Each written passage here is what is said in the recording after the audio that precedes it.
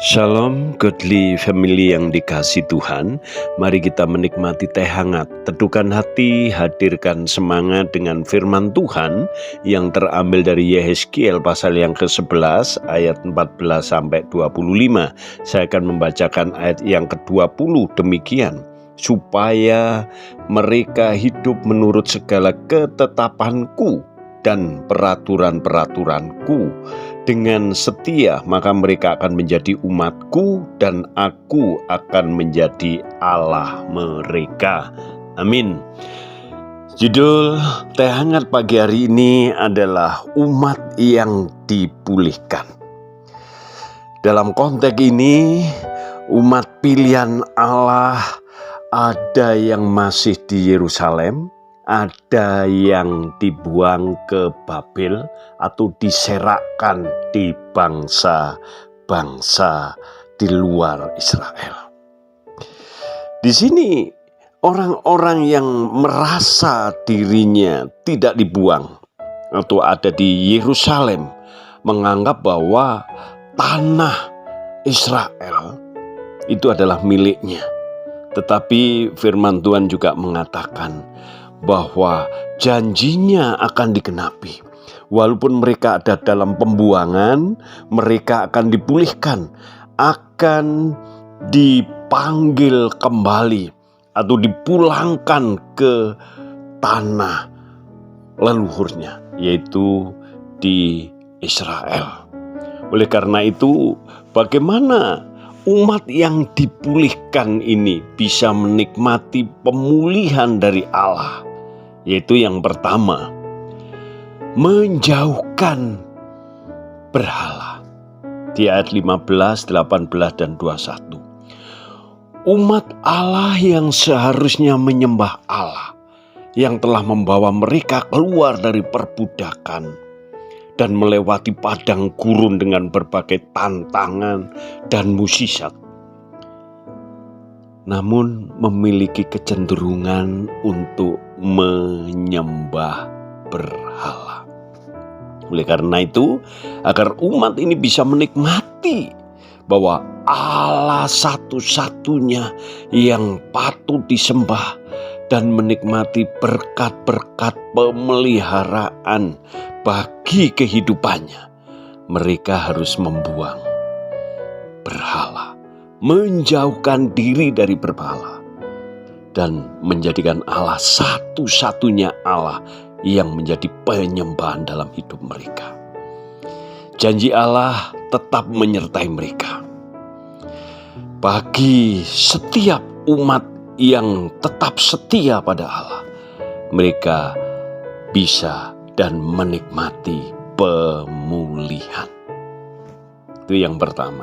Yang kedua, janji Allah tetap bagi umatnya. Dan bagaimana mereka bisa dipulihkan kembali? Yaitu memiliki hati yang telah diperbarui. Allah akan memberikan hati dan roh yang baru.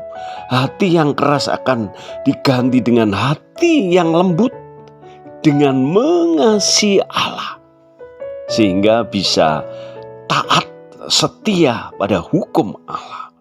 Ini adalah tujuan Allah membawa mereka keluar dari perbudakan, baik perbudakan dosa maupun perbudakan di tanah Mesir kalau orang Israel waktu itu. Pekerjaan ini adalah pekerjaan Allah, pekerjaan Roh Kudus, di mana diperlukan pengakuan dosa, kerendahan hati untuk bisa memiliki hati yang baru.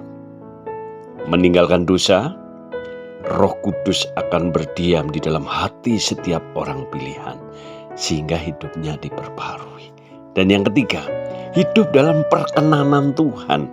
20-24. Di sana dikatakan bahwa kemuliaan Allah hadir di tengah-tengah kehidupan umat. Berarti Allah berkenan kepada kehidupan penyembahan umatnya, sehingga Allah menjadi satu-satunya yang Dia sembah. Dan umat pilihan menjadi umat yang sangat dikasihi.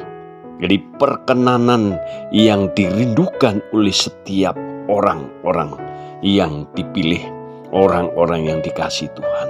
Apapun yang kita lakukan untuk kemuliaan Tuhan, untuk Tuhan berkenan di hadapannya, sehingga berkat penyertaan dan pemeliharaan Allah terjadi bagi umat pilihannya. Terpujilah Allah yang kemuliaannya dinyatakan di tengah-tengah kehidupan umatnya.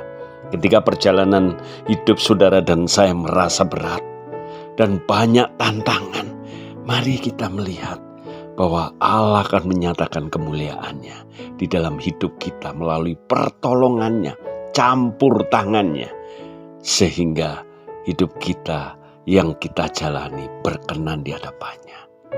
Amin. Mari kita berdoa. Terima kasih Bapa untuk firman-Mu.